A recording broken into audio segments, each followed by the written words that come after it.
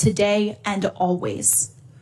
This advocacy cannot be defined by fear of future retribution. My students and non-white friends and colleagues deserve brave advocates.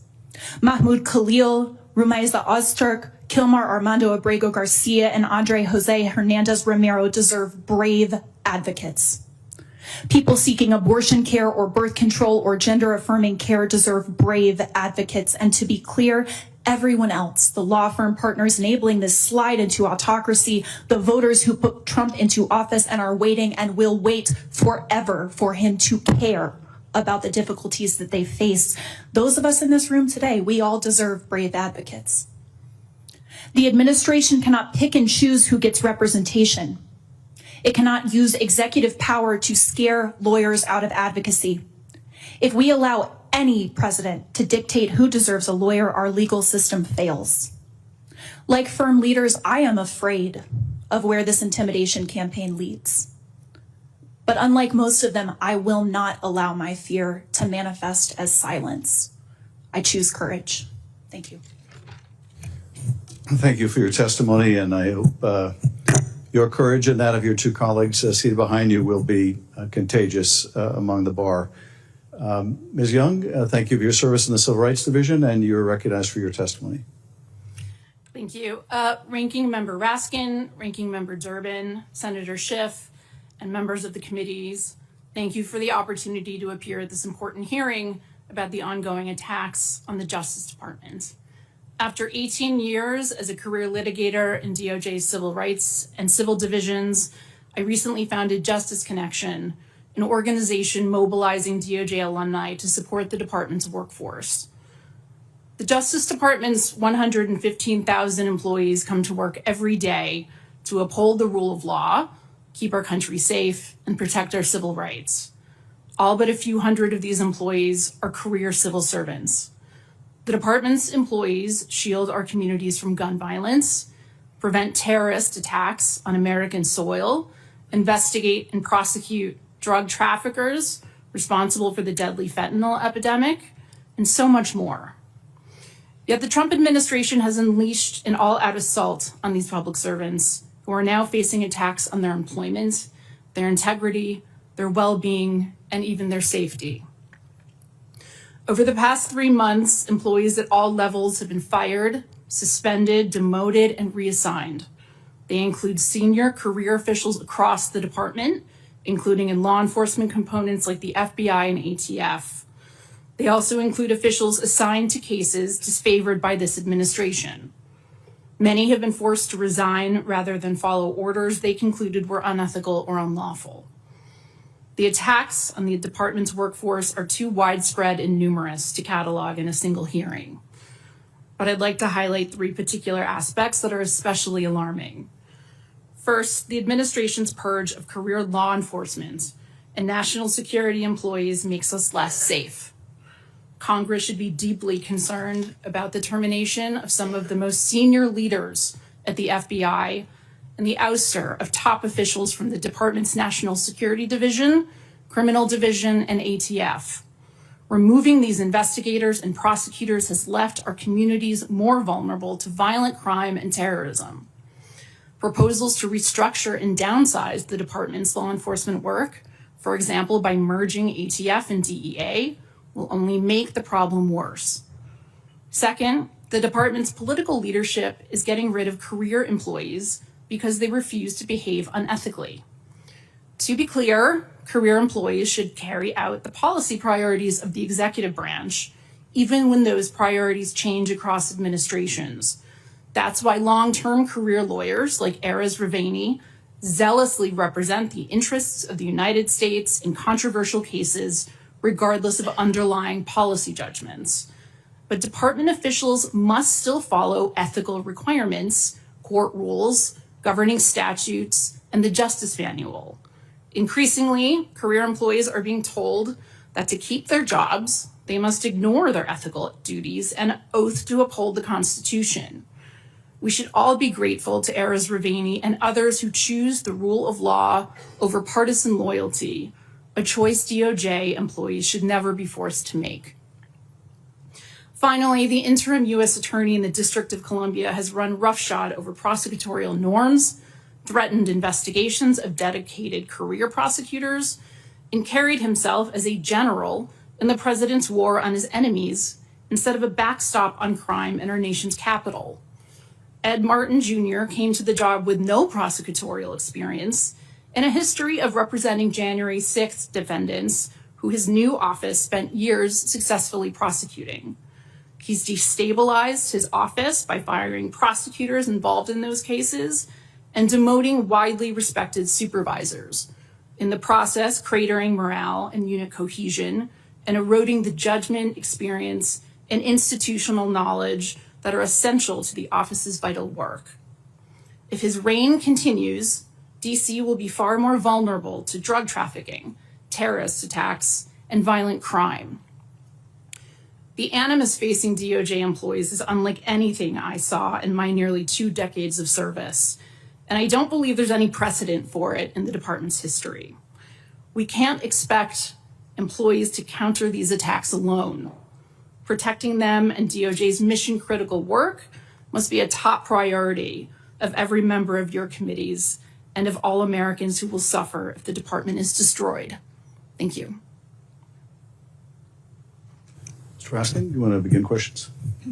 Thank you very much. Ms. Oyer, the DOJ tried to stop you from coming today because they were very eager to silence your voice. You were fired hours after you refused to agree to the Deputy Attorney General's demand that you sign your name to a memo and that you recommend that Mel Gibson, a convicted domestic abuser who also happens to be a friend of Donald Trump and a special ambassador to Hollywood, get all of his gun rights restored. Is that right? That's right. And you refused to be complicit in that sequence of events because you had serious concerns. You said, quote, he is the profile of exactly who you would not recommend for this type of relief, citing his history of domestic violent abuse, alcohol abuse, and so on. Is that right? That is correct. And you were fired just a few hours after you told the Deputy Attorney General that you could not go along with this request. Within hours, yes. Now they're disputing your account. They're calling you a liar. You filed a FOIA request to demonstrate exactly what happened. Have you gotten the documents back yet? I have not gotten any of the communications between myself and members of Mr. Blanche's staff, which illustrate that everything I have ever said about this matter is true. And we have some of your contemporaneous communications with your own colleagues that corroborate your account. That's right. I did, pursuant to FOIA, get some documents that were in possession of the Office of the Pardon Attorney, and they also corroborate my account. All right. Then they had sent 2 armed marshals to your home to try to intimidate you with a letter telling you not to come today. Why did you decide to come? I came because I don't want to be complicit in what is happening inside the Department of Justice, which is the misuse of the resources of the department to do political favors for friends of the president, for loyalists. And I just don't believe that that's right. And I don't want to be part of it. So I feel that I need to speak up.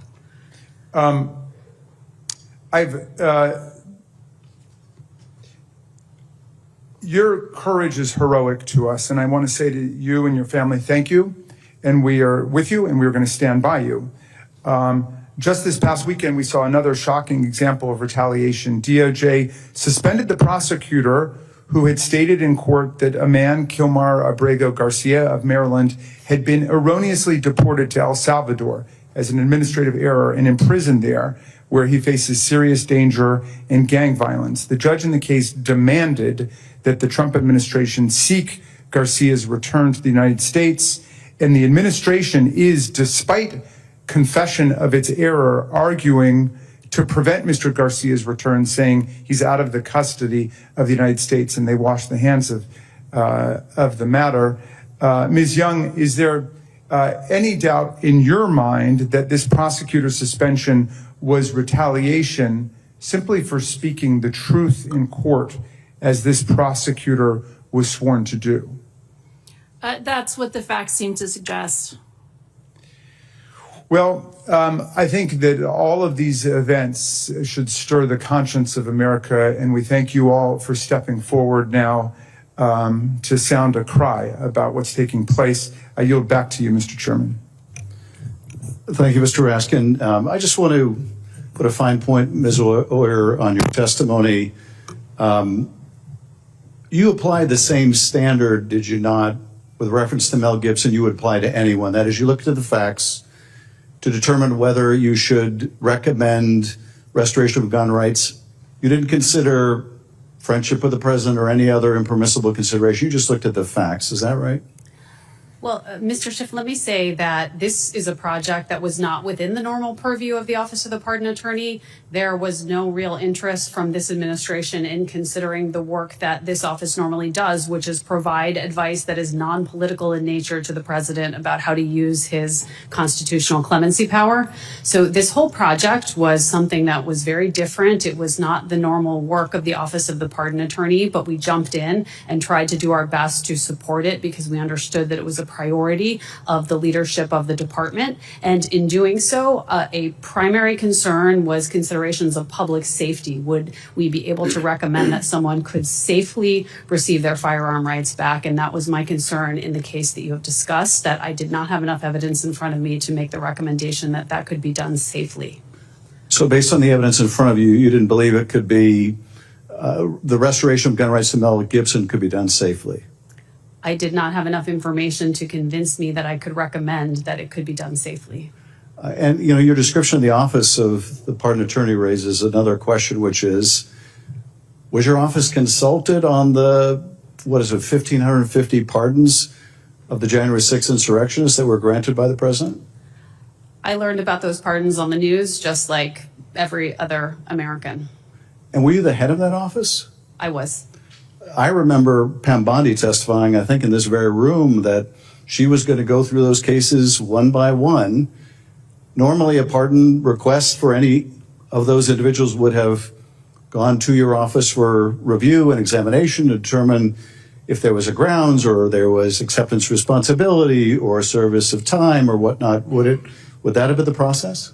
The ordinary process is that individuals apply through the Office of the Pardon Attorney. The office carefully vets the applications that we receive, and we look at all of the individualized factors that would support or weigh against a pardon in a particular case, and we make a recommendation on that basis. That's not something we were asked to do in that context, and in fact, it's not something that the office, as of the time of my departure, had been asked to do at all in the context of clemency grants by this administration. So in the case of Mel Gibson, there was one standard for a friend of the president for a Hollywood celebrity with respect to gun right restoration, regardless of the public safety issue. In the case you testified about, Mr. Croswell, you resigned after your office, attorneys in your office, were asked to dismiss a case against the mayor of New York, which a grand jury found probable cause to believe he had engaged in corrupt acts. Your attorneys were asked, your colleagues were asked to dismiss that case, not because of any flaw in the evidence, not because of any insufficiency in the evidence, but because of some kind of a bargain between the Department of Justice and the mayor regarding an unrelated policy matter, that is immigration. Is that your understanding from the public record?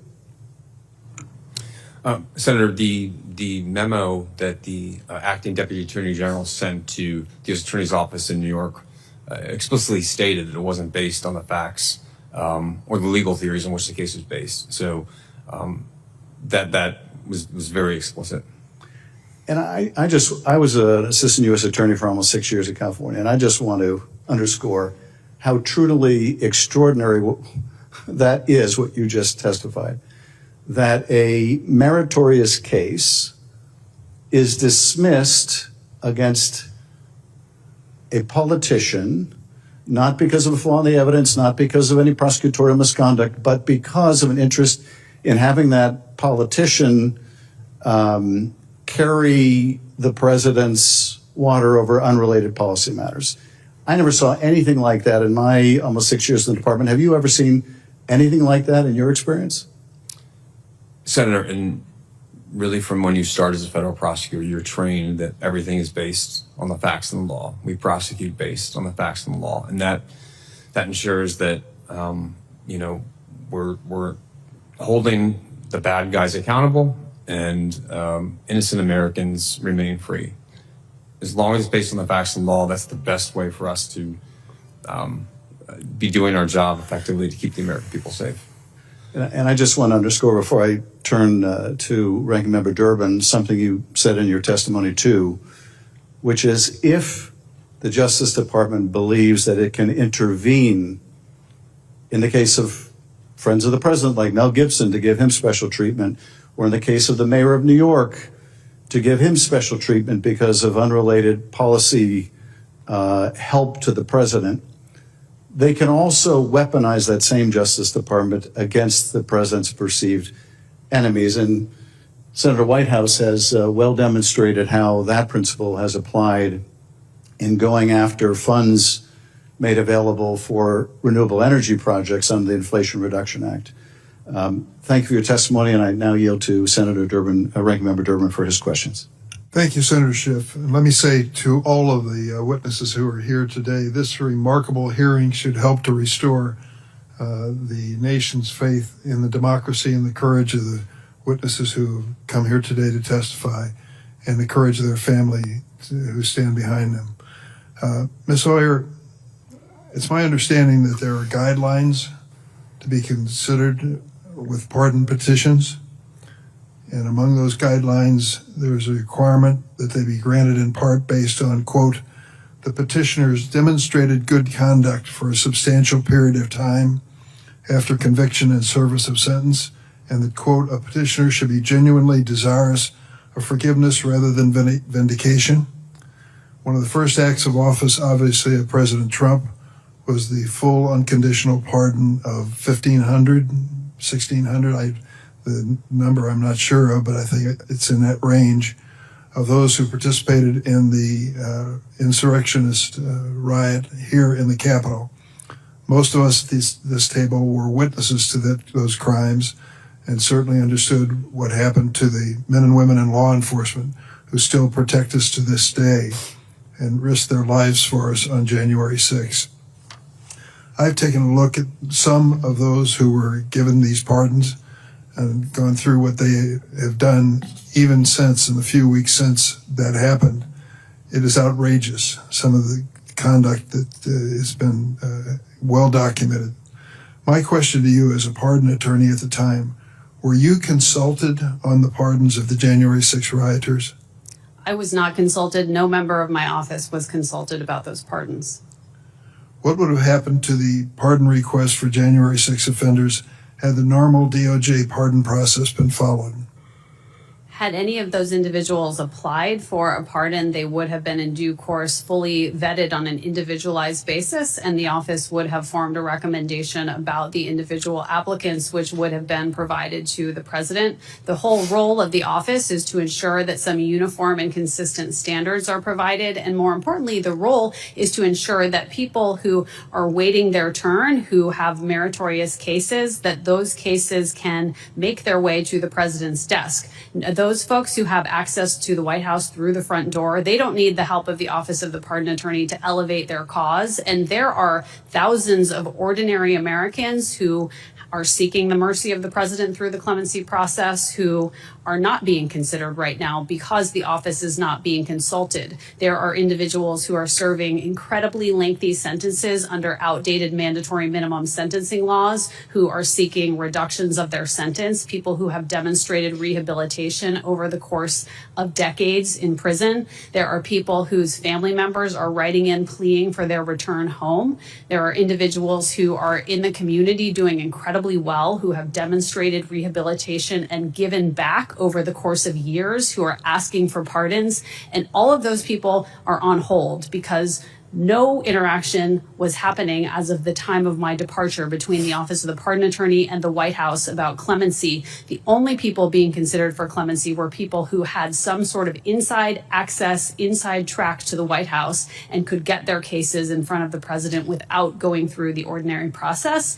And that is very concerning, and it causes real reason to lose confidence in the clemency process and real damage to our system of justice.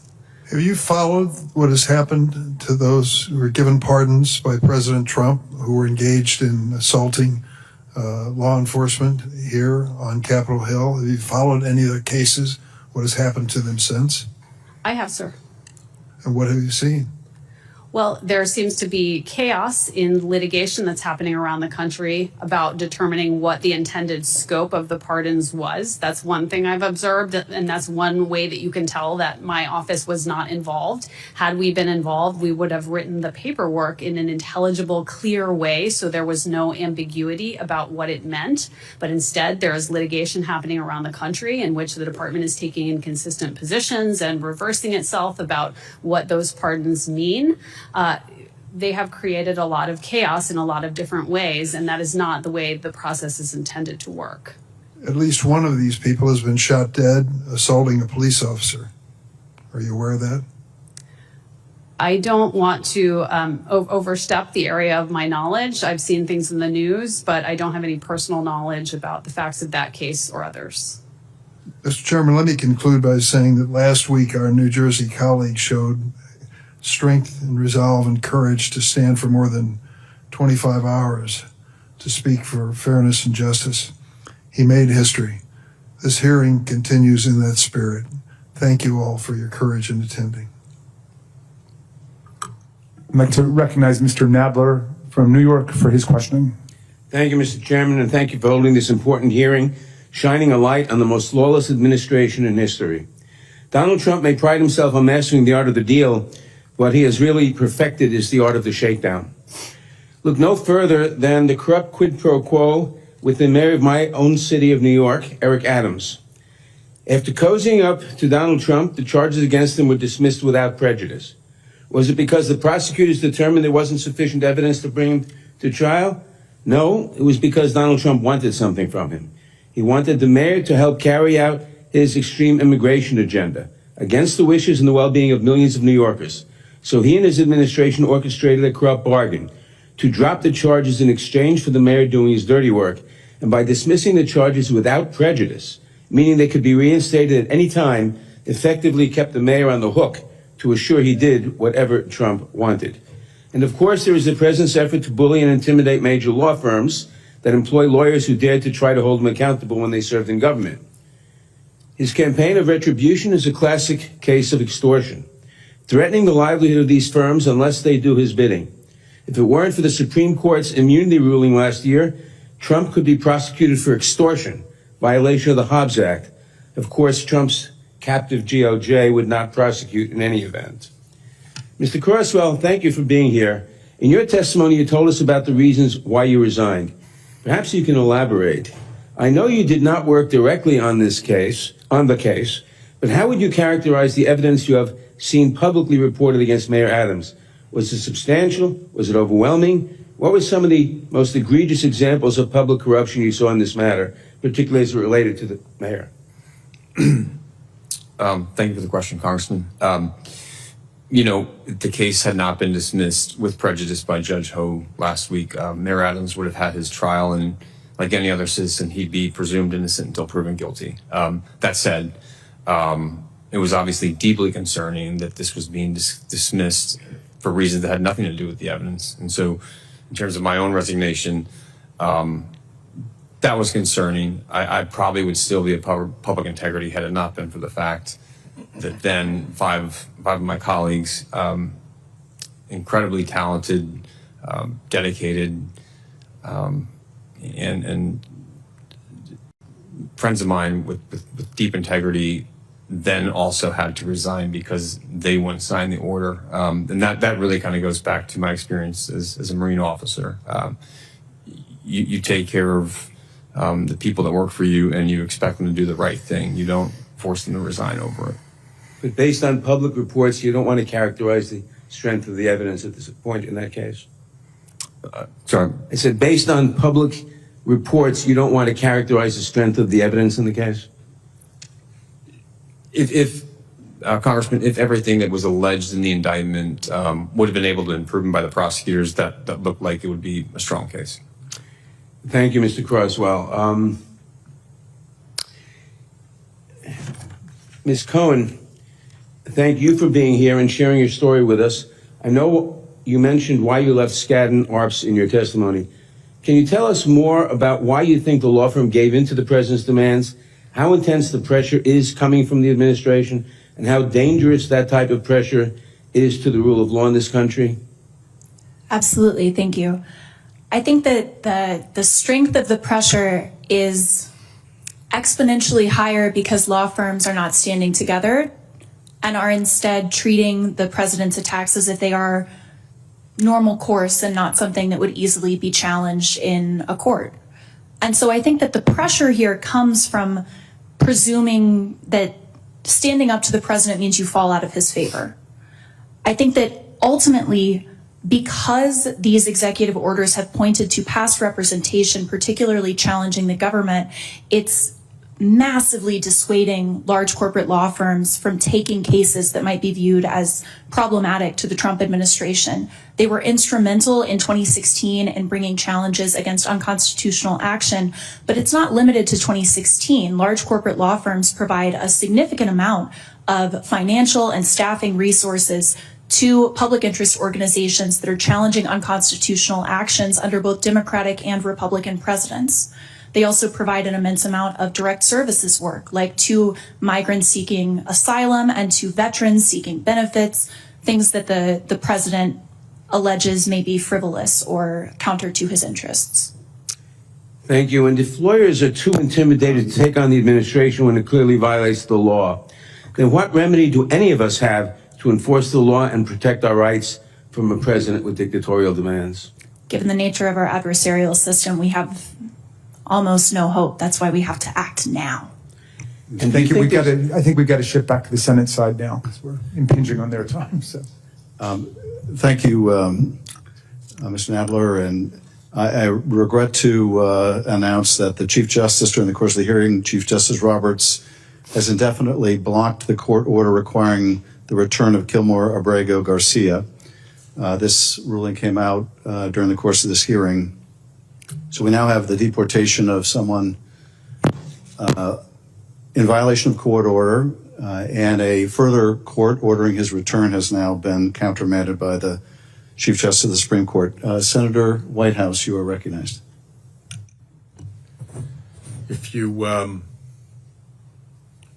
read the appellate court decision regarding the stay, one of the things I think you'll note is the power of the language that was used by those judges.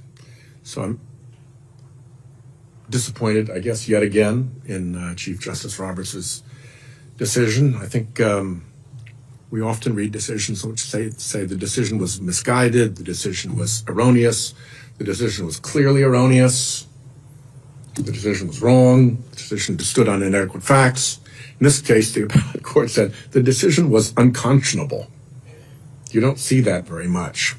So my questions will be to you, Mr. Croswell. I think you're the most experienced criminal prosecutor in the panel. And one of the things that we've seen has been the Trump MAGA crowd parroting the notion that there was weaponization of the Department of Justice against Mr. Trump, which is obviously a narrative that you would like to deploy if your leader is in fact a criminal, was convicted in certain places, was indicted in others, and had the prosecutive team say, hey, we had a good case here when it was closed down. So faced with all that evidence, obviously the thing you want to say is weaponization, fake news, all the usual denials.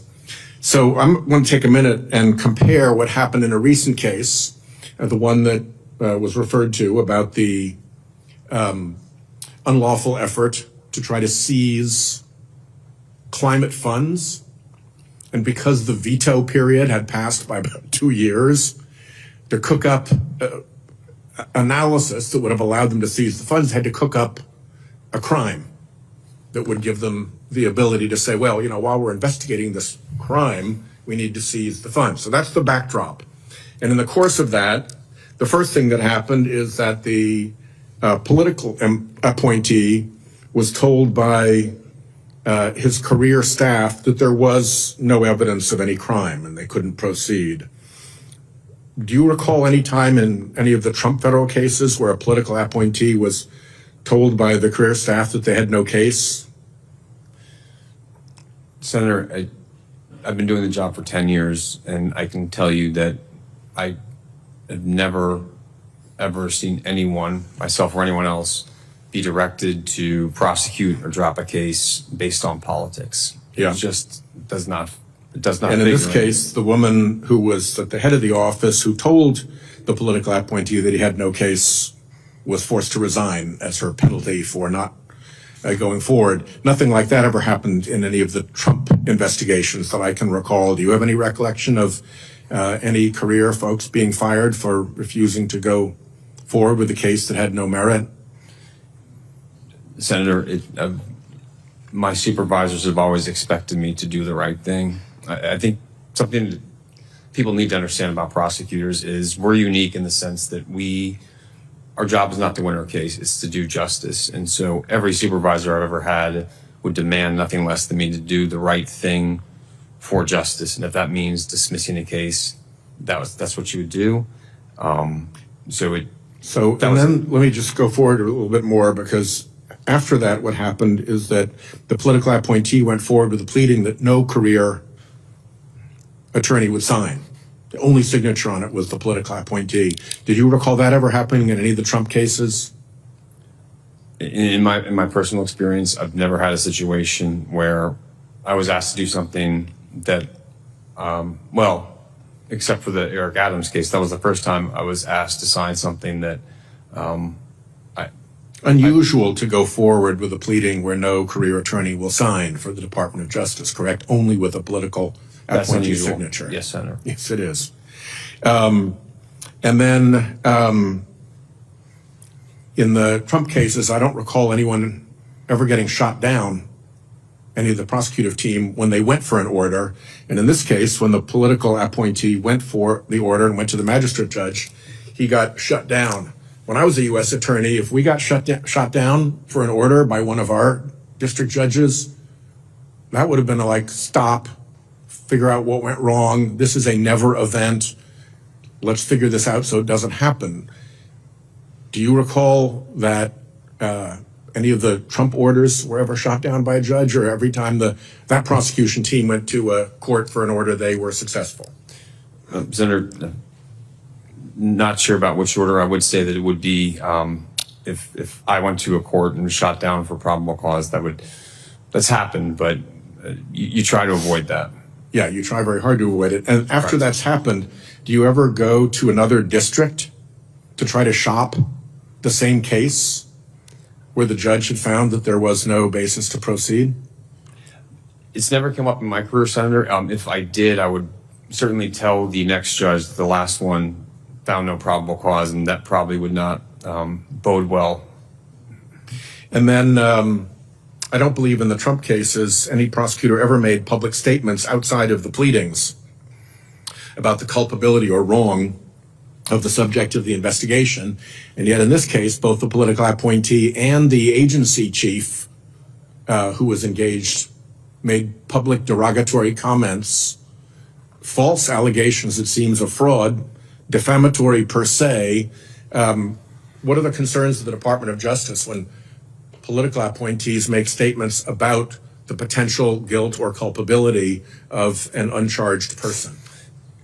Senators, you're aware we conduct grand jury investigations in secret for a reason, because if we can't substantiate the case against someone, we close it without the public ever knowing, and that's to protect the American people.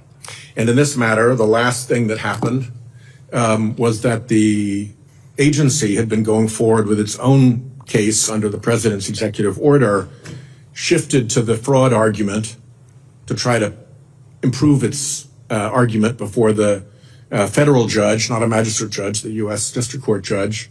And the U.S. District Court judge said, guys, there's no evidence here. You've shown me no evidence to support this claim that there's fraud or misconduct here. And yet they continue. And I can pretty well bet that in none of the so-called weaponized Trump cases was there a moment when a federal judge said, there is no evidence here, and yet the department continued it. So I guess the conclusion I draw from this is that there is fake weaponization, which is what you say when you're following somebody who has serious criminal liability, has been indicted, has been convicted, and you want to make all that go away with a narrative about, oh, that's just weaponization. And then you put your people in power, and what happens? The actual weaponization begins. And this counts, by my count, 7 red flags, any one of it which would have called a check to a case in the normal Department of Justice. So thank you, Adam. Thank you, Jamie. Thank you, Senator Whitehouse. Recognizing Congressman Hank Johnson of the 4th District of Georgia and the ranking member of our subcommittee on courts, IP, and artificial intelligence. Thank you, Mr. Ranking Member and Mr. Ranking Member for holding this hearing. You know, after losing the 2020 election, the lame duck President Donald Trump embarked upon an illicit and multi-pronged scheme to remain in office beyond his term. This plan culminated in the January 6, 2021 insurrection, which failed. But Donald Trump wasn't finished. Over the next 4 years, he hatched a plan to create the conditions where, if he won the presidency again, he would never have to leave office. And during that planning process, Trump was given an assist when the Supreme Court of the United States, which he magnified with 3 appointees, ran the clock out on efforts to prosecute him while giving him immunity from prosecution for official acts while in office.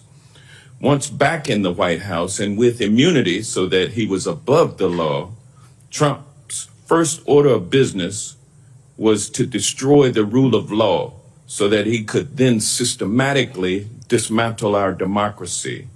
And there would be no checks on his illegal behavior. In less than 100 days, he has turned the Department of Justice into the Department of Injustice. He effected this transformation by installing sycophantic loyalists and purging career employees whose only offense was adherence to the rule of law. Good people like our witnesses here. But even purging career employees is not enough for a tyrant. A tyrannical leader like Trump must also intimidate people to ensure their silence. And that's why Trump's DOJ directed armed U.S. Marshals to deliver a letter to Ms. Oyer at her home about testifying to Congress. And it's why the administration is now claiming that she is muzzled by executive privilege, which is a baseless claim. And going after government lawyers is not enough for this aspiring dictator. Trump is also attacking lawyers in the private sector in an attempt to decimate our system of adversarial justice, which is crucial to a functioning legal system. Any law firms that employed lawyers who previously investigated Trump, challenged his administration, or worked on causes he didn't like were slapped with executive orders. And these executive orders threatened to strip law firms of security clearances, terminate government contracts with the firm, or deprive them of business in any way that they can, even preventing their employees from entering government buildings. The idea is to scare lawyers enough so that no one brings cases against Trump or his administration's illegal actions. And even though Trump thinks he has the Supreme Court in his pocket, he cannot risk cases working their way through the legal system and finding out that even for the justices he appointed, it might be a bridge too far in destroying our democracy. So far, Trump has issued 5 executive orders targeting top powerful and wealthy law firms to send a message to the less powerful and wealthy that if you challenge his illegal actions, they'll be held to play. Several of his targeted law firms have folded like cheap lawn chairs, while others have stood and fought back. Trump wants to scare the legal profession into silence, and we're honored today to have these brave and patriotic lawyers with us who refuse to be silenced. Mr. Crosswell, you know,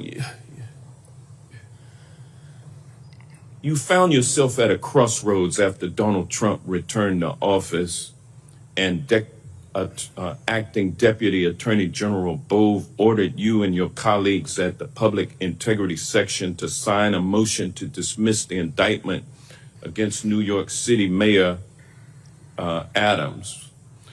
Is it true that Mr. Bove told you and your colleagues that whoever complied would be rewarded with a position of leadership within the department, and that whoever pushed back would face professional consequences?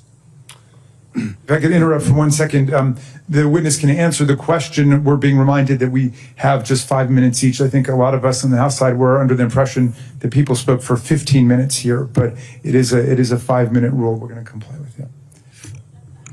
Well, I've only gone for 5 minutes and 13 seconds. But if you would answer that question, I'll gladly yield back my time.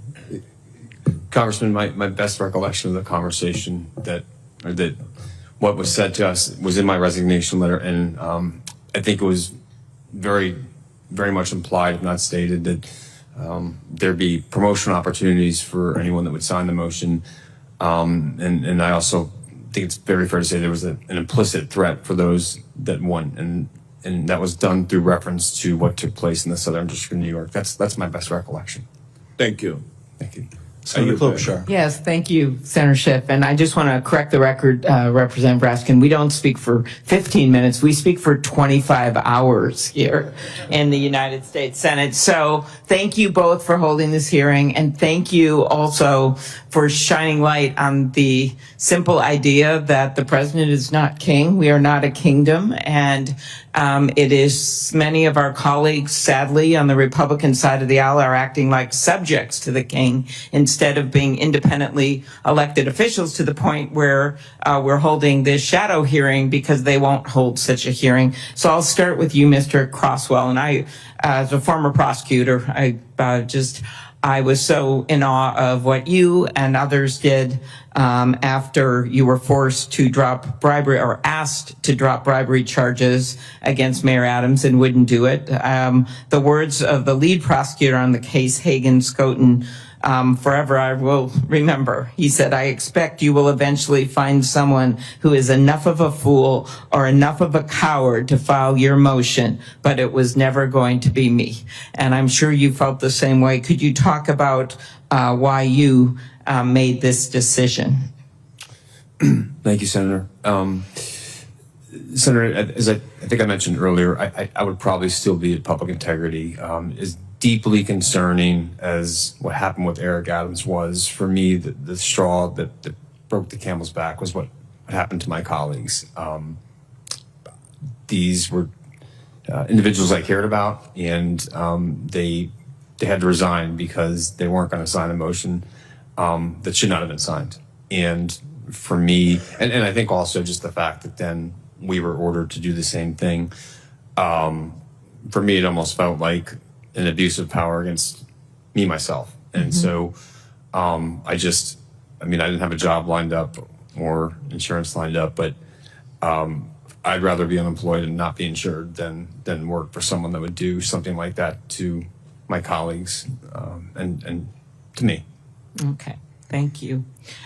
Ms. Young, kind of coming off that, how does firing career prosecutors or trying to make them to do something that they consider illegal, how does that weaken public safety, send the wrong message to law enforcement in general? Of course, this includes people who just happened to work on the January 6th cases, who were just called in to play various roles in it. Might have been someone who'd been in the office for a year or someone who'd been there longer. Just talk generally about how it weakens the rule of law and law enforcement?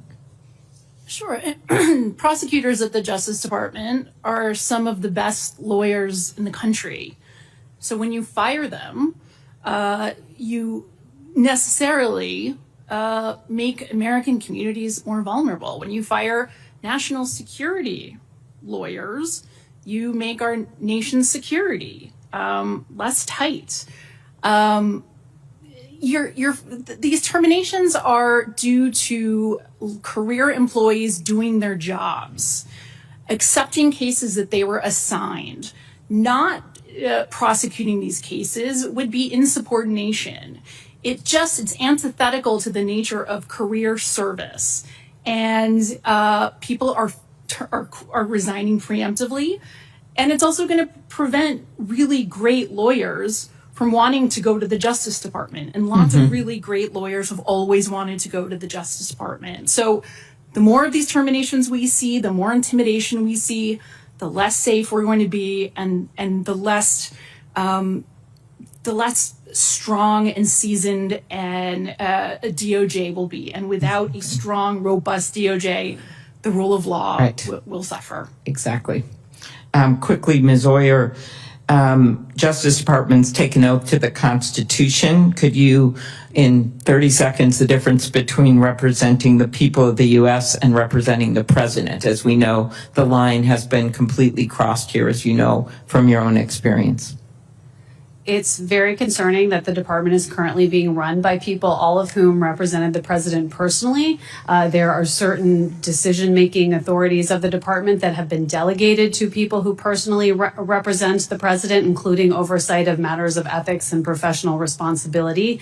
That's evidenced in the letter that was sent to me, which was sent to me by someone who was one of President Trump's personal defense attorneys. This is a way of stripping away any of the safeguards against the tremendous powers of the Department of Justice. The administration is currently attacking the safeguards within the department, as well as the safeguards external to the department, like the defense bar, that play a vital role in pushing which Ms. back. Cohen is well aware of. Yes. Yes. So it's sort of a multi-pronged attack on the rule of law, and that has real consequences for real people, including things like individuals being deported mistakenly or individuals being swept up in immigration raids who happen to actually be U.S. citizens. It's very, very concerning. Thank you.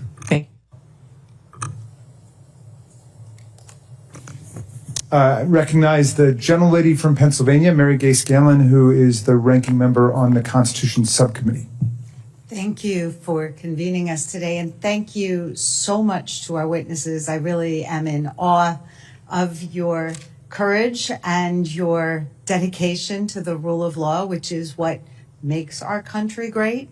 And we all really, really appreciate your willingness to stand up and be counted when it really counts. Over the past few weeks, the White House has unleashed an unprecedented attack upon lawyers and judges who serve our American justice system, with the White House attempting to suppress challenges to the lawless orders that it is issuing. They're threatening and intimidating some of the country's most accomplished lawyers, some of whom are with us here today. Congress under Republican leadership has thus far acquiesced to this lawless behavior. The courts and lawyers are acting as the primary defense against executive action, and doing so successfully in the vast majority of almost 200 cases brought so far. I want to focus on the orders and sanctions issued against private law firms, because that's the world I came out of. These law firms have been selected because of their relationship to attorneys who represented the president's political opponents, opposed his administration's actions, or aided efforts to hold him accountable. These firms and lawyers targeted by the administration have been the standard bearers for the highest ethical obligation of their profession to provide free legal services in the public interest, or pro bono publico. They've been willing and able to dedicate top legal talent to undertake the costly and time-consuming work of ensuring due process in difficult cases, reforming broken systems, and vindicating human and civil rights of those subject to our laws. This administration's attempt to sideline these efforts stands in stark contrast to prior administrations which understood that our justice system only works when everyone has access to representation. And I'm thinking about 1963 President Kennedy's call to action to the most prominent law firms in our country, asking them to marshal the resources of the private bar to protect Americans' civil rights. The Trump administration has chosen instead to undertake a grotesque attack on the fundamental right of access to justice. So while the action of targeting private law firms are designed to hurt those most at risk, those who can't afford a lawyer, and specifically those with the guts to stand up to this administration's blatant violations of the Constitution, due process, and civil and human rights. Now, we've seen the administration's campaign begin to achieve its purpose, intimidating lawyers who might represent those challenging its actions. Some law firms targeted by the White House have settled with the White House. Others that have regularly participated in this kind of class action and other work in the past are declining to do so. This administration is employing the tactics used by authoritarian regimes to crack down on those who defend the rule of law. Places like lawyers, universities, civil society, and the independent media. So now is the time when all lawyers, law firms, judges, law schools, bar associations, and elected officials of every and no party have to stand up and condemn this attack. Because democracy doesn't only die in darkness, it also dies with silence or acquiescence. So I am encouraged by the growing resistance to these actions. And Ms. Cohen, whether willingly or not, you have ended up being a face of that. I understand that you participated in leading a letter that over 1,800 junior lawyers at these prestigious law firms have joined. Can you tell us a little bit about that? Absolutely. Thanks so much. As I stated in my opening testimony, it was not my first choice to resign. I adore my coworkers. I did really meaningful work, both billable and pro bono. And I also expected that firm leadership would do the right thing, not just at my own law firm, but across the industry. And so something that was frankly quite scary was that all of the conversations about what the executive orders were aimed at doing and were doing, everyone agreed across political stripes, across level of seniority, that the president was targeting private law firms in an attempt to scare lawyers broadly. But no one was willing to say anything.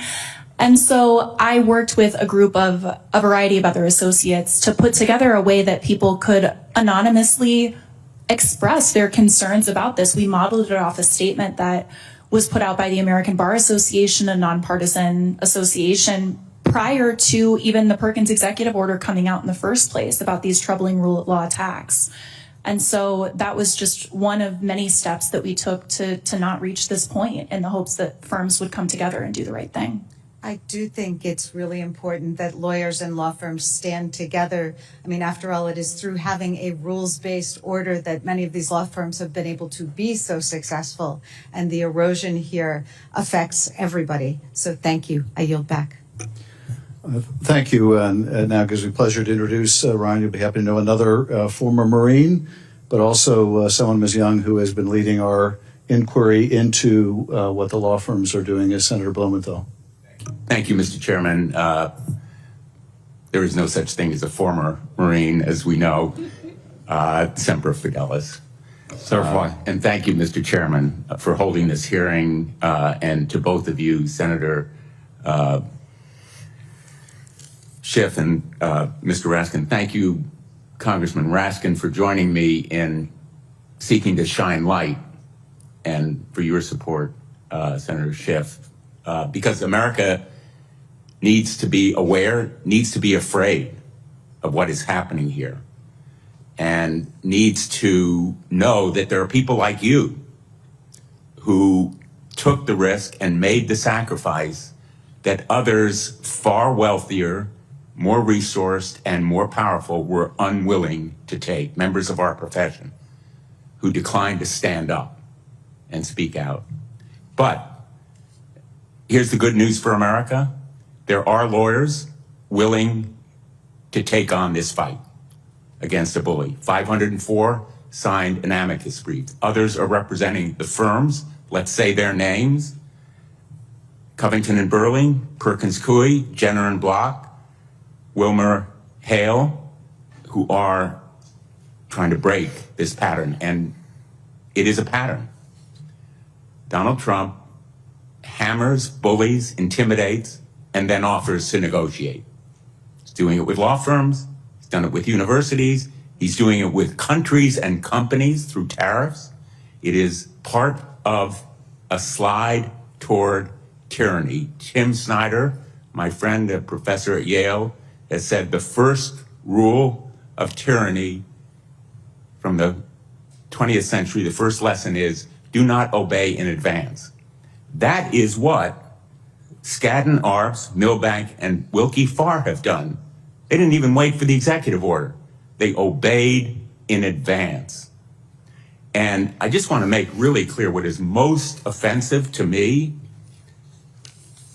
They acceded, in effect, to allow Donald Trump to tell them who their clients would be and who they would hire. I've been United States Attorney in Connecticut. I was Attorney General for 20 years, but I've also been in private practice. And if there's one thing that matters to me as a trial lawyer, and I still consider myself proudly a trial lawyer, it is nobody tells me what to do. And when I represent a client, it is 100%. And when I take on a client against a big corporation and then some other big corporation or that corporation offers a great representation to me, I say, sorry, can't do it. I've got the little guy whom I represent, and I'll give up the bonuses and the wealth and the money and the billable hours because I believe in my profession. Donald Trump has boasted, and I'm quoting him, that he has built, quote, an unrivaled network of lawyers. These lawyers are in his pocket. And when they're in his pocket, they cannot represent that little guy. They cannot represent the individuals that Wilkie Farr did, that got them blacklisted. Ruby Freeman and Shay Moss, who volunteered as poll workers in Georgia in 2020 to help their fellow citizens vote in the midst of the global pandemic. He is depriving resources of people who really need that representation. And I'll tell you what strikes me as most abhorrent and repugnant, as reported in the New York Times, and Mr. Karp stated it, there were other law firms, and I'm quoting now from the New York Times of March 14th, some of the biggest competitors were calling top lawyers at the beleaguered law firm, one of the nation's most prestigious, asking if they would jump ship along with their lucrative clients. The firms are named Sullivan and Cromwell and Kirkland and Ellis. And Congressman Raskin and I are writing those two firms along with the others and asking them what they did to try to lure away those clients and partners, to try to poach their business and their resources. Most abhorrent to me is the potential that they acted in that way. Ms. Cohn, do you know of any specifics about attempts to take away lawyers or clients from either your firm or others that you may have heard?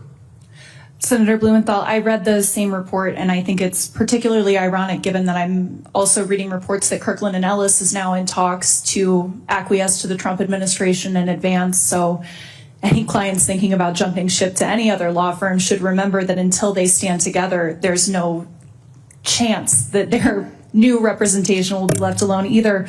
But I will just say, I was a third-year associate when I left, and I wish you had someone more senior here to talk to you about this. But unfortunately, you do not, because the only people in this industry who have been willing to speak on this issue and give up their salaries in order to do so are associates, and I was not close to client work.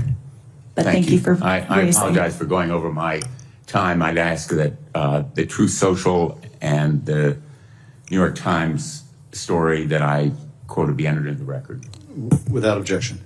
And the distinguished lady from Vermont, Ms. Ballant, is recognized for her questioning. Thank you to the chairs. First of all, I really want to acknowledge at the top the courage that it took for each of you to come here today. It shows an incredible amount of fortitude. These are incredibly scary times, and it's not easy to stand up and speak out against authoritarians. It's not easy to stand up and speak against the president. So all you have to do is look at our Republican colleagues, both in the House and the Senate, who are remaining silent. So the fact that you're willing to be here, to show your face, to speak up for what's right, it matters. And I have to tell you that this is a critical moment right now, and you are doing the right thing, even though it's frightening, because you're giving all of us just a little bit of hope in these incredibly dark times. Hope that we're going to be able to turn the tide on this. Hope that more people will see you and stand up to the corruption and the cronyism. And just a little bit of hope that we'll remember that who we are as a people, that we're beholden to the rule of law. And as my colleagues have said, that we are not beholden to a king or a dictator. So know that you are doing the right thing, even though it feels terrifying.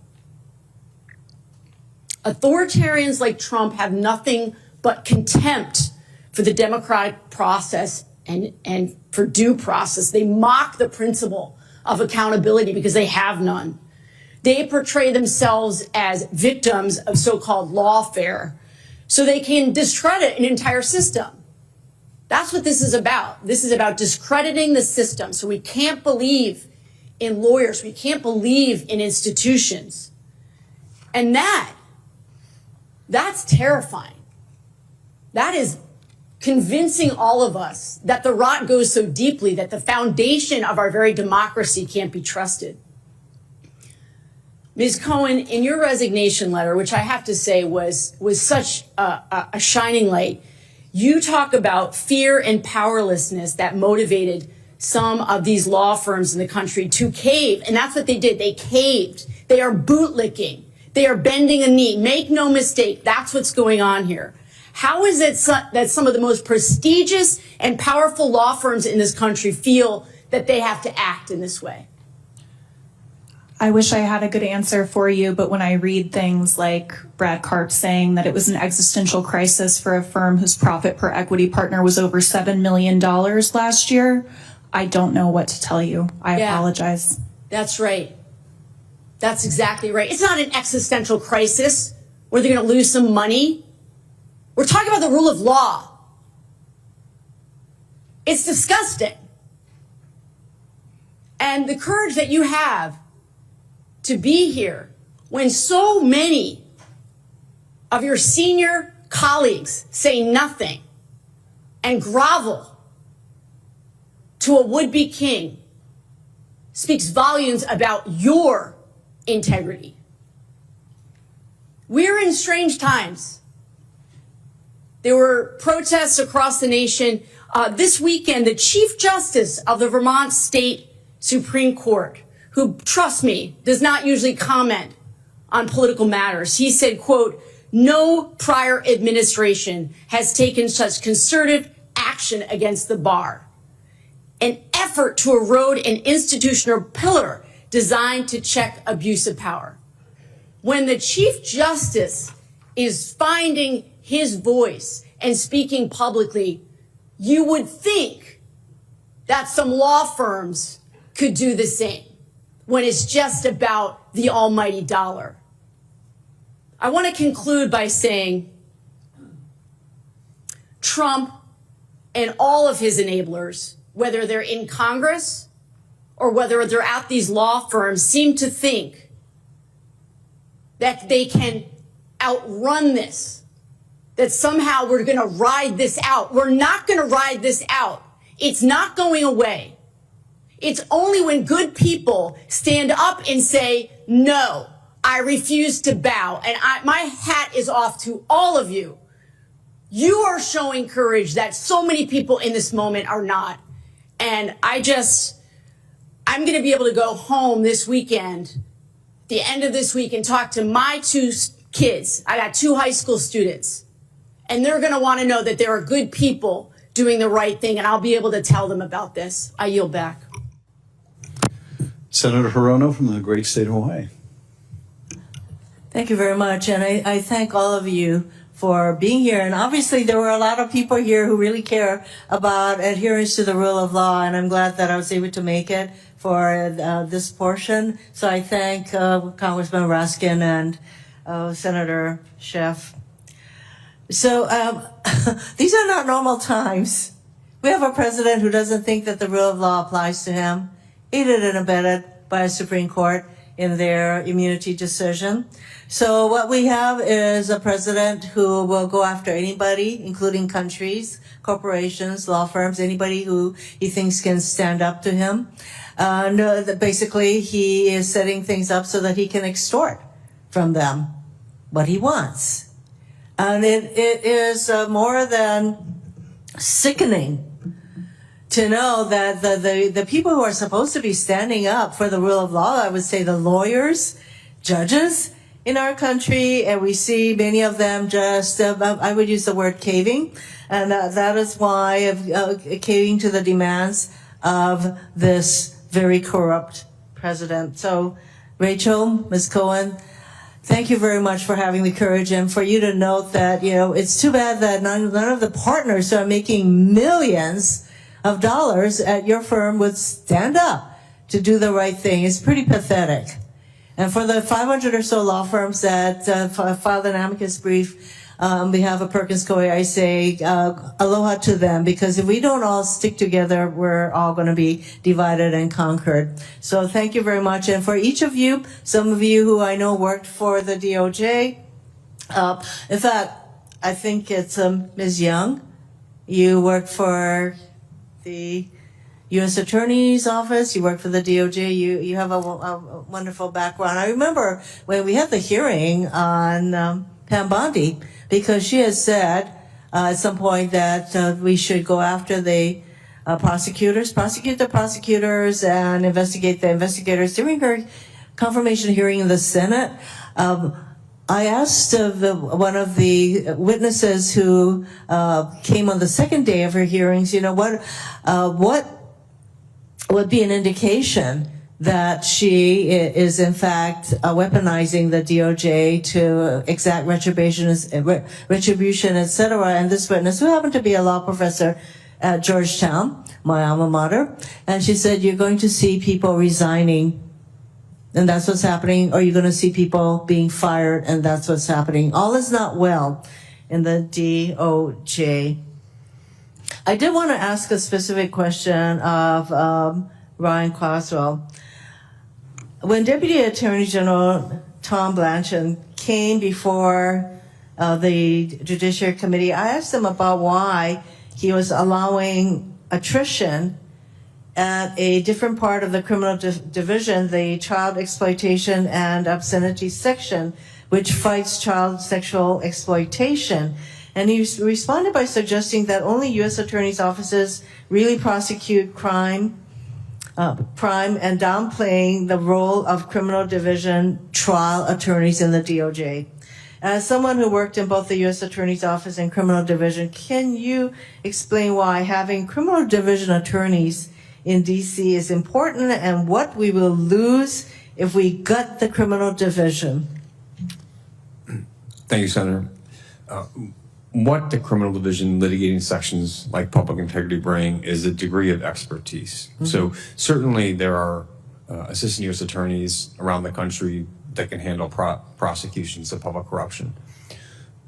We have a deep bench of very talented lawyers. They're experts in this. They can go all over the nation. And you mentioned that I have been in AUSA in other districts.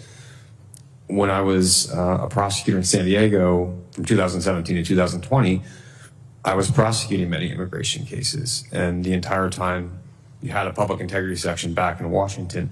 Hypothetically, if I had a situation where potentially a federal agent was allowing smuggling to happen because that agent was corrupt, I could call that public integrity section and get their help in prosecuting that case. And so if you worry about corruption, if you worry about abuse of power, it's good to have 30 or so attorneys who are able to take those cases on, which also allows the U.S. Attorney's offices to focus on violent crime, immigration crimes, fraud,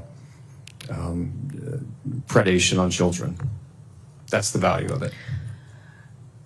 So obviously, but the Justice Department is not particularly interested in preserving the expertise or keeping the expertise in all these areas within the DOJ, and they have their own agenda, which is what I would not call it the people's agenda. Again, for Ms. Young, thank you, for what you are doing. And in fact, when the AG Bondi and interim DC U.S. Attorney Ed Martin referred to DOJ attorneys as the president's lawyers, I think you were asked this question before, but do any of you, but especially for you, Ms. Young, do you consider the attorneys at the DOJ or U.S. Attorney's Office the president's attorneys? And if not, who are they attorneys for? Sure. DOJ attorneys are absolutely not the president's attorneys. The president is free to hire as many attorneys as he wants. Attorneys at DOJ represent the United States and the American people, and that's it. To think that we now have a attorney general who says she is the president's attorney, and she's certainly acting in that way. So there you go. It's just entire takeover of, I would say, an institution, the Justice Department, that is supposed to be prosecuting criminals and doing the things that I know that all of you have been asked. I can't tell what the time is there. What is that? The time is up. Okay. Well, that explains it. But we have so many concerns, and again, I thank each of you for resigning, being fired, doing all the things that requires a lot of courage to do. But we just need to continue to fight back. Thank you. Thank you, Senator. I recognize the distinguished gentleman from Illinois, Mr. Garcia of the Judiciary Committee. Thank you, Ranking Member Raskin and Senator Schiff, for convening this most timely and important hearing to spotlight Donald Trump's assault on our democracy and legal system, and thanks all the witnesses for standing for justice and democracy as well in your respective positions. As an immigrant and an organizer who hails from Chicago, who's fought for civil rights and against machine politics for decades, I understand that the rule of law has always been a work in progress in our country. Even before Donald Trump entered the political arena, many immigrants and working class people have felt that the law was written and enforced to benefit the wealthy and well-connected at their expense too often. But in the history of this country, the president has ever weaponized the law to this extent. No president has done that before, for his personal benefit and in the service of outright authoritarianism. My colleagues have highlighted many important issues, and I want to focus on the administration's shameful and unlawful treatment of immigrants. There are too many abuses to name in 5 minutes. Trying to end birthright citizenship, which is written into the Constitution, attacking jurisdictions that have welcoming statuses, and which studies show lower crime rates and increased trust within those communities. Creating a draconian registration requirement, which goes into effect this week, by the way, on April 11th, detaining Mohammed Khalil and others solely because of their protected speech. And of course, lawlessly invoking the Alien Enemies Act on false pretenses to detain people and spend taxpayer dollars to send them to a notorious prison in El Salvador. One of those people is Kilmar Abrego Garcia, a Maryland resident, father, and a metal worker, whom the administration sent to El Salvador despite Judge Boasberg's ruling and despite a 2019 court order specifically prohibiting him from being removed to that country because of the risk of persecution.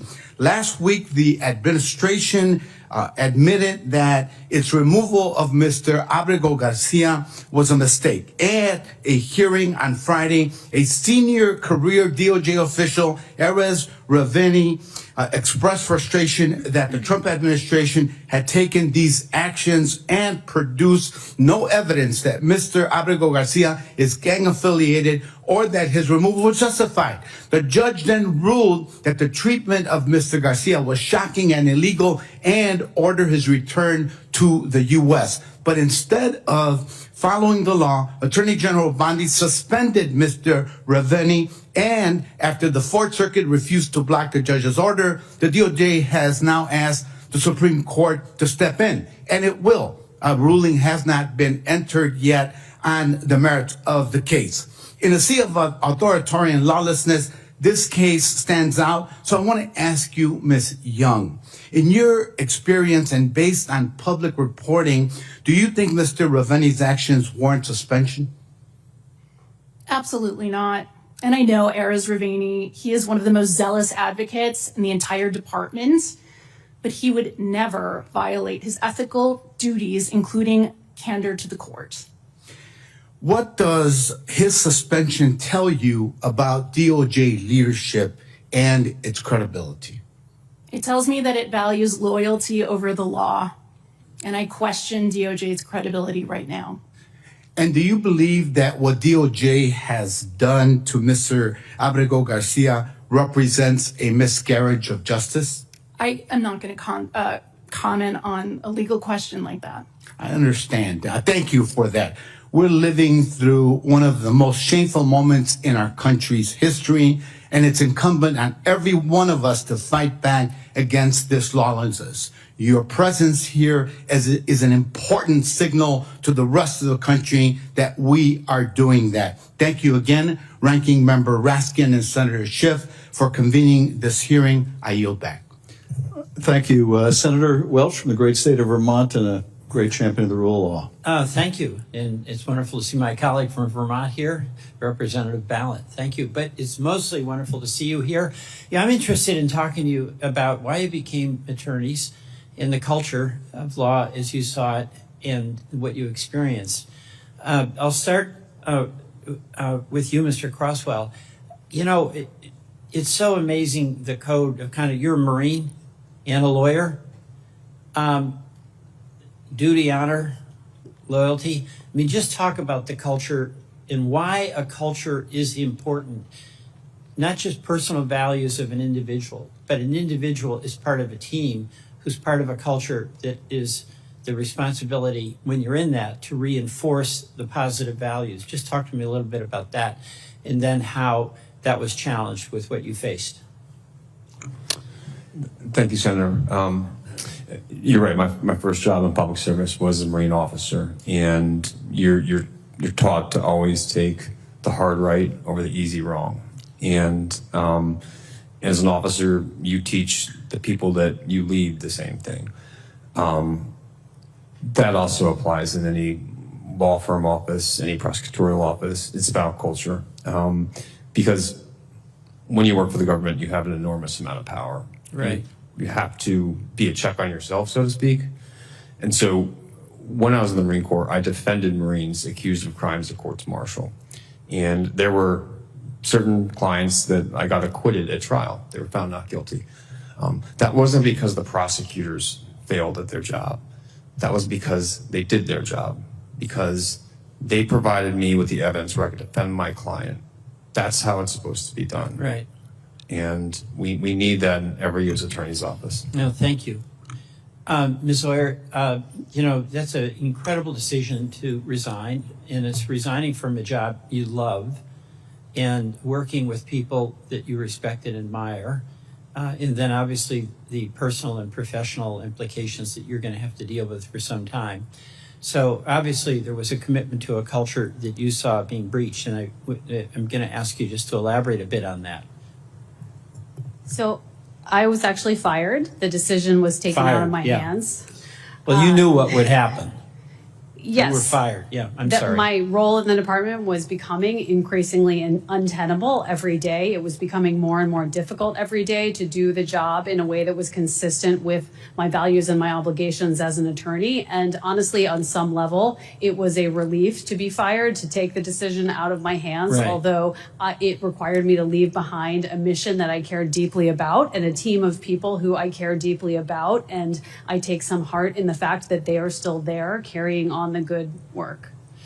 And you literally had a couple of armed marshals en route to your home when your teenage child was home alone? That's correct. Yeah, I'm going to go back to you, Mr. Crosswell. Do you treat subordinates that way? I mean, is that at all acceptable? No, Senator. All right. And Ms. Cohen, you were friends with our beloved Mr. Raskin's son, and we've heard a lot about him. And I can only imagine the kind of commitment to public service you had and found a way when you accepted an opportunity to work at a major and prestigious law firm. Tell me about how you saw being in Skadden Arps, a major Wall Street, really world law firm, is being also an opportunity for you to live your values as an attorney, your commitment to justice, and also have an opportunity to work for folks who otherwise wouldn't be represented. Absolutely. In part, I'm realizing that it was just very good marketing, but I do think that while I was on the job, I had unlimited pro bono hours. It was perhaps the most important thing to me when selecting a law firm, because I wanted to get trained up on the private sector things. My past work was in public education, and I needed to understand how those things work. It drew me to finance, but I devoted anywhere from 20 to 33% of my hours to pro bono every year. And ultimately, that is why I resigned. I'd love to say it was an abstract rule of law, anything else, but I did a decent amount of immigration pro bono representation, and actions by this administration are making it very clear that that is soon going to be viewed, or already is viewed, as adverse to the administration, despite the fact that it is just to allow people to survive when they are fleeing harm and persecution and death. And I couldn't stay at a place that I knew was on the verge of not allowing me to take representations that the president viewed as adverse, knowing what he views as adverse to him. Right. Well, thank you all very much. Thank you. Thank you, Senator. I want to thank all of our witnesses for testifying today. Everyone in this room grew up in a period since World War II where we were used to seeing a world that was ever increasing in its freedoms. We saw walls come down. We saw new nations born. We saw the ever greater ability to express ourselves, to practice our faith, to associate with whom we would. And we came to believe it was inexorable. We came to believe that it was like the laws of gravity. Or it was, as Martin Luther King said, the moral arc of the universe always bending towards justice. Until all of a sudden it wasn't bending towards justice. And we've come to realize, much to our shock, that there's nothing inevitable about this. There's nothing inevitable about democracy or democratization, that this experiment in this country, this great experiment, self-governance, now 2.5 centuries old, is not inevitable. It was improbable at its start. And we've witnessed something we never would have imagined in this country. We have witnessed with incredible rapidity the creation of a climate of fear by this administration. We see universities afraid to speak out, to defend their own students, to defend their own academic freedom. You see universities rushing to make deals with the administration. You see universities cowed into silence, not stepping up to defend other universities. You see members of the press excluded from public events because they don't use the administration's favored parlance. And you don't see other members of the press in solidarity with them. You see law firms rush to cut separate deals. You see lawyers purged from the Department of Justice. You see FBI agents purged from the Bureau. You see scientists purged from their agencies. A wholesale effort to weed out and drive out anyone of independent thinking, anyone who will stand up and defend the rule of law or science or the freedom of thought or expression, right down to ordinary citizens who are now afraid.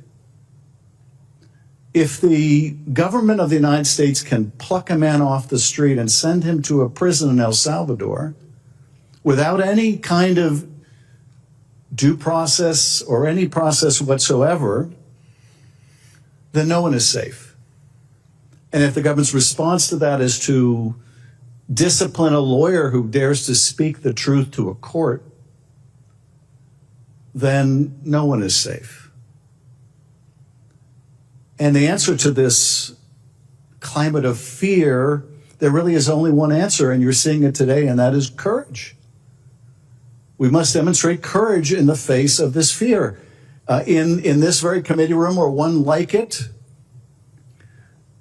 Joseph McCarthy and his allies made the country afraid and caused people to inform on each other and betray each other, allowed people and to be driven out of the government and to be persecuted. And we wondered how that could be. We wondered how could so many people be complicit. Well, now we know. Now we know. Now we have witnessed it in our own time. But I will say this of the brave witnesses who have come and testified today. All of the rest of us have to ask ourselves, looking back at the McCarthy era, what would we have done? What would we have done if we were faced with the loss of our jobs, if we were faced with the loss of our livelihood, if we were faced with the loss of our position? What would we have done? Well, you don't have to ask that question.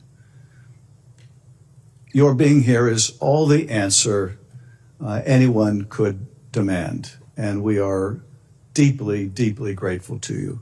I yield to my colleague and friend, Jamie Raskin.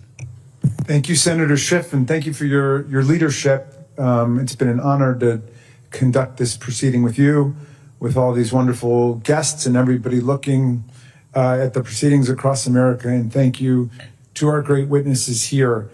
Ben Franklin once said, "Make yourself a sheep and the wolves will eat you." And you are for people who have not made yourselves into sheep. You've shown us how to stand tough and stand strong against tyranny and despotism. And you and all of my colleagues here are speaking today in the spirit of our Constitution. We have an anti-monarchical Constitution. We've got no kings here. We have the freedom of speech.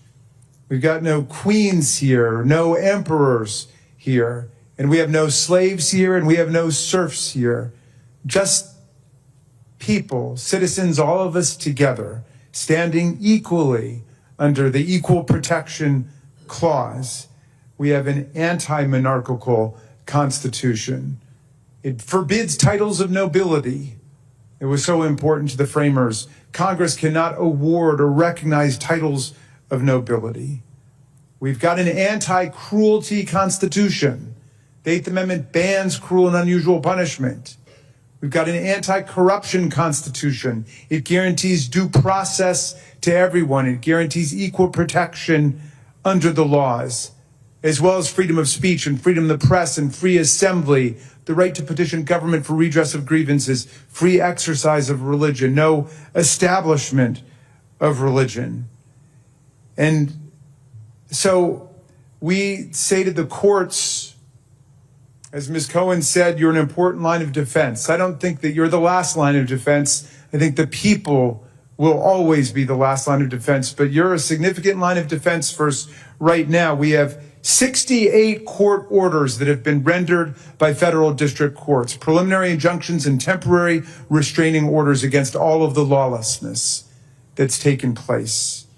And we hope that the U.S. Supreme Court which we know Donald Trump bragged about having packed and stacked in order to overthrow Roe versus Wade and get the Dobbs decision. We know that the court may be in a different posture on some of these things, but we ask all of the justices to live their oaths of office to uphold the Constitution and the rule of law. I ask them, I ask everybody in Congress, I ask everybody in the country to go back and read the Steele seizure case from 1952, where President Truman ordered the seizure of the steel mills in the middle of a war, in the middle of the Korean War. He said it was a national security crisis and we couldn't afford to have a strike and a standoff between the unions and the management. And so he just ordered that all of the steel mills be seized. And the Supreme Court came back with a remarkable decision saying the president gets his power only from either the explicit text of the Constitution or from Congress. And Congress had already rejected the idea that the president should have the power to seize the steel mills. And so the court said in a 6-3 decision, the Constitution doesn't grant you that power, and Congress forbade you that power. And Justice Jackson, in his famous concurrence, said, at that point, your power, Mr. President, is at its lowest ebb. But here's the remarkable thing about the decision, which is indeed the paradigm for interpreting executive power. As Justice Amy Coney Barrett said in her confirmation hearings over here in the Senate, the remarkable thing about the decision is that there were 9 Democrats, most of them New Deal liberal Democrats, on the Supreme Court at that moment. President Roosevelt had been in for 4 terms. Truman had come in. These people, they were friends. A lot of the justices had served in the Roosevelt administration or in the Truman administration. Some had been in the Department of Justice. And in fact, the 3 justices in dissent taunted them, saying, you said this was totally fine. You wanted this to be a power that the president would have. And now you're on the court and you're saying the president does have this power. But it was really their finest moment because they distinguished their roles as partisans when they were either in Congress or in the administration from their role as justices upholding the Constitution and the rule of law. And they said, despite the fact that this was their team, they could not allow the president to overstep his bounds in that way. And after the case was rendered, Justice Jackson was so nervous that President Truman would never speak to him again that he had a dinner party with all the justices and he invited President Truman to come over there. And there was a round of toasts and Truman said to Justice Jackson, well, I don't know if I like your law that much, but this is a hell of a good bourbon you're serving us tonight. So we hope that the justices will live up to their titles. They're the only jurists in the federal system who get the title of justice. Everybody else is a judge, and we hope these justices will act with justice. And I want to just say finally about the law firms, because I've been working with Senator Blumenthal and with Ms. Scanlon on the question of the law firms. There is no safety in appeasement. There just is no safety in appeasement. These law firms have bargained away $40 million, tens of millions of dollars in pro bono assistance. Well, now, if Donald Trump gets to choose who your clients are going to be, right, and you're going to end up representing, I don't know, the National Rifle Association, the National Right to Life Committee, you name it, anti-environment, anti-LGBTQ, whatever it is. Now, not only are you going to have to put the resources of your firm into these causes on behalf of a president who just shook your firm down, but you're not going to be able to take any of the clients on the other side because that's a conflict now. You are conflicted out of representing the pro-environment, the pro-choice groups, the unions, if you've taken the people on the other side. There is no safety in appeasing a tyrant. There's no safety in selling out. And these people are teaching us what the meaning of the rule of law really is. Ben Franklin said, we must all hang together where we will all hang separately. Let's hang together right now. Let's stand tall, America, for our Constitution, our rule of law, and our democracy. And I yield back to you, Senator Schiff. I thank you, Ranking Member Raskin, and we are adjourned.